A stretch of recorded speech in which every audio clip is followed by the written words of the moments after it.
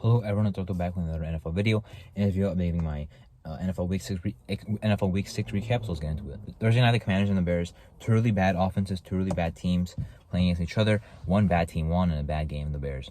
I feel like that Thursday night football thing has been kind of similar so far this year. Thursday night football has sucked now for a while, but, especially bad this year. But more importantly, how the teams are doing, right? Both teams are not good.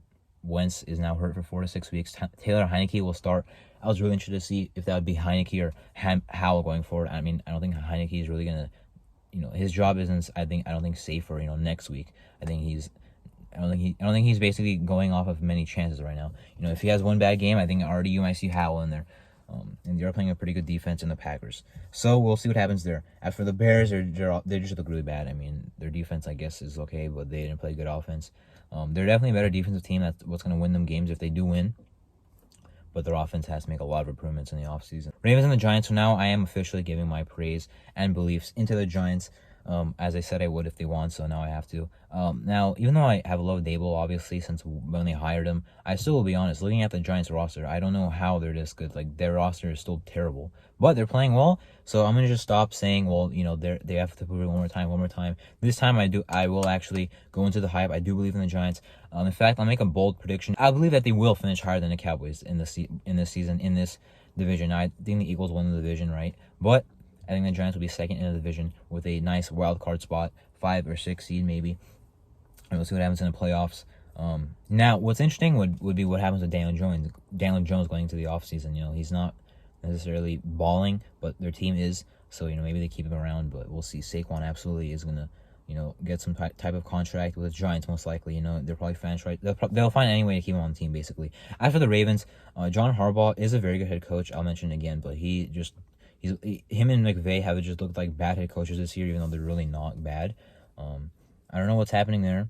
Lamar looked like an MVP candidate in the first 3 weeks. Now he's costing their team some games, so they have to get that figured out. And in the division, where they still, are sitting pretty nice. I mean, the Steelers and Browns are not going to do anything. I don't care if the Steelers got a great upset.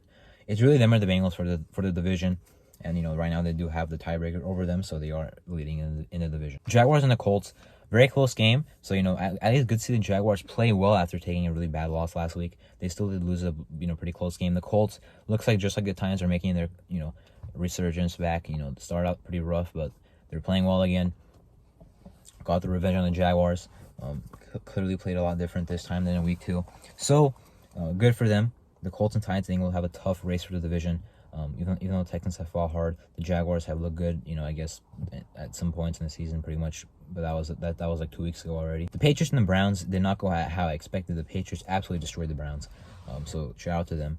Very good game all around for them. The Browns, they don't look good at all. Chubb, hardly got any work this game. And if they rely on their passing game, they will lose games without Watson. And Watson, I don't think he's coming back week 13 with another lawsuit added on. By week 13, he'll probably have by the week before he's actually able to return. I guarantee you there'll be like another thing put on him. Did he actually do it? I'm not gonna talk about that.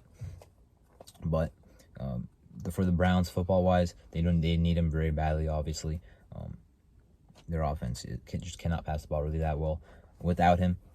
As for the Patriots, great game all around, as I mentioned. So, you do love to see that. This is two pretty dominating games for the Patriots back to back. The Bengals and the Saints, very close game. This game satisfied me. I between these two teams, I was expecting a pretty nice game, and it did end up being a nice game. Bengals won in a close one, though. The Saints defense continues to look bad. The Bengals offense has had bad spurts, has had good spurts. They are really talented, though, so that they should be playing well. They did this time.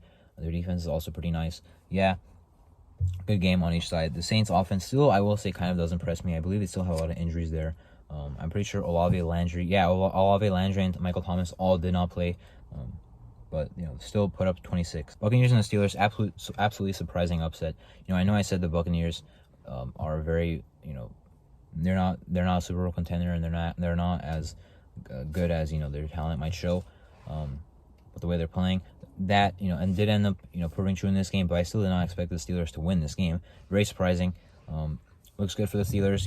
Eventually, no matter what happens, I mean, Mike Tomlin will find his way back to 9-8 to 8-1. It will happen. They will not make the playoffs, but they're gonna win some games they're not expected to win because they have Mike Tomlin. Because people are pretty much sleeping on them as am I. But they'll find their way to 500 before they'll make the playoffs. But they need to win games like this, because if they lost, it'd be 1-5, and they'll be 4 games below 500. So they're going to win some games people don't expect, as I mentioned. The 49ers and the Falcons.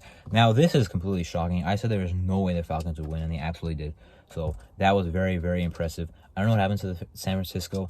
I don't know what happened in most of these games, honestly. I was not home on Sunday. I kind of forgot the NFL games were on. I'm like, wait, hold up. And then I checked the scores, and I saw this game. Wow. Great game by the Falcons. I did say they're underrated, but I also said there's no way they would win. Kind of a message for the league. They are actually really good. Not really good, but they are good. But again, they're not expected. 49ers, very, very, very bad loss. You had an easy win. You should have had an easy win and went out there and lost. For the Jets and the Packers, this one probably leaves the biggest takeaway from this game. How bad the Packers offense is and how very good the Jets roster is and team, how they're playing. Very impressive stuff by the Jets. They absolutely locked down the Packers offense. I think I did say they'd have a good defensive game, but I kind of said they would not have a good offensive game. I thought there was a chance it would happen, but it did happen. Pretty nice. Didn't exactly go off, but didn't exactly need to with how well their defense played. And the Packers defense, against the defense they were played really, really well. The Jets offense, I would still say, against a defense that at least I think is supposed to be good. I don't know what happened to the run defense, but I'm not sure what happened in this game, but at least it's been bad at some points this season, and it really shouldn't be. The Vikings and the Dolphins. The Dolphins really went from an electric 3-0 team to a 3-3 team, struggling to get a win. With the Tua stuff going on, it looks like he'll return against Pittsburgh. Very winnable game for them. They need that one to get back into the swing of winning things. As for the Vikings, I do like the Vikings. I have not supported, but kind of backed the Vikings. Not as a fan of them, but kind of as a respecter of them. But I will say they should not be 5-1. They're not playing like a 5-1 team. This team will not be near the top of the NFC. They might really win the division because the Packers are not good, and they're the only ones that can win that division besides the Vikings, because the Bears and Lions won't do anything. But the Vikings, if they enter the playoffs as a pretty high seed, I still get seeing them getting a reality check, because by then they'll probably have one. But this team needs to play better if they're going to win some of these other games. They also beat a reeling Dolphins team, not like the Dolphins team in their prime this season, which was I guess weeks 1 to 3. It looks like was their prime this season. Panthers and the Rams. The Rams, I'm not going to gain any trust for. They're still playing not good. They still would probably have another bad game offensively if they played another team. Now, the Panthers defense still played well enough, but with their offense playing not good, it was able to give the Rams a lot of opportunities. They did score 24. Obviously, the Robbie Anderson thing happened during the game, and he got out of there the day after. Now, I wish I made this video in time. Not really in time. It wasn't really my fault, but I wanted to say when I made this video that, but it already happened. I was gonna say, the Panthers fans should prepare for them until the trade deadline on November 1st for some of their key players that they love, that are fundamental to their organization, are going to get traded. Robbie Anderson, traded one day after the game, and he's not even a fundamental piece of that team. He's a big part, but he's not like DJ Moore, Christian McCaffrey, Brian Burns. Imagine if those guys get traded. They really might, all 3 of those guys. J.C. Horn, I don't see him getting traded just because he's so young and only in his second year. There's no point to trade him after you only got him a year ago in the draft. You're not going to build for more picks when you have a pick from 1 year ago working out. Still a lot of years left on his rookie contract. But no, if I was Panthers fans, that's what I would prepare for. And then after the trade deadline, I would prepare for a pretty rough rest of the season. So if you're them, you're trying to hope you don't lose any of these big time players, because really anyone could get traded on the team right now. The Cardinals and the Seahawks. Yeah, the Cardinals got. People know they weren't very good, but now they got totally exposed. Both pass rushers looked like they were really doing well, which is convenient to see, because I did not expect that. The Seahawks defense looked really good.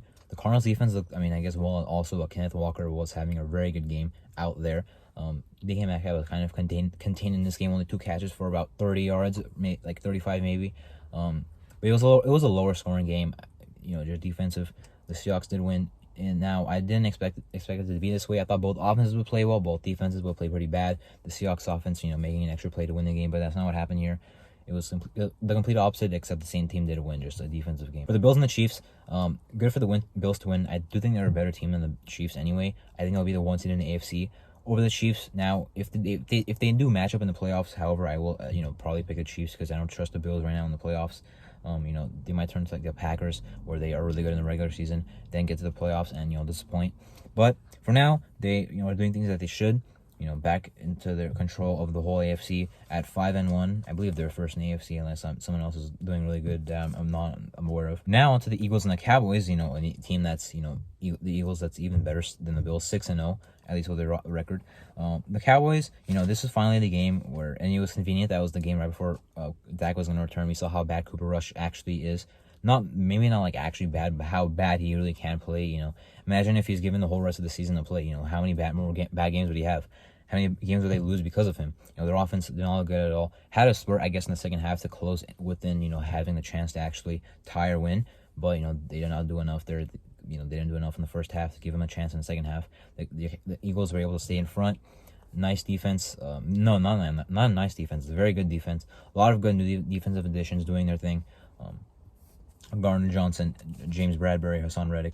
So they're dominating right now. Their offense, I was